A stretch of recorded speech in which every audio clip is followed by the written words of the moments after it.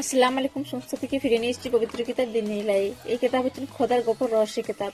এই কিতাবের লেখক হচ্ছেন হযরত রিয়াজ আহমদ গরসি। হযরত রিয়াজ আহমদ গরসি যিনি হলেন ইমামে ইসলাম, কলকি আবদার এবং মাসিয়া। তো কিতাব আমি আগে পড়েছি, তার পরিণতটা পড়ছি, আপনারা মনোযোগ দিয়ে শুনুন।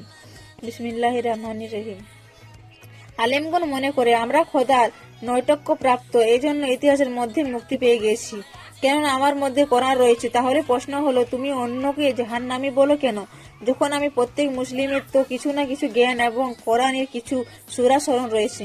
চিন্তা করো, কে ঐশী জ্ঞান বিক্রি করে, কে নিজেকে বিক্রি করে, অলিদের দুর্নাম কে করে, হিংসুক অহংকারী এবং কৃপণ হয় কে, দিলে এক আর মুখে আরেক, সকালে এক কথা বলে আর বিকালে তা অস্বীকার করে।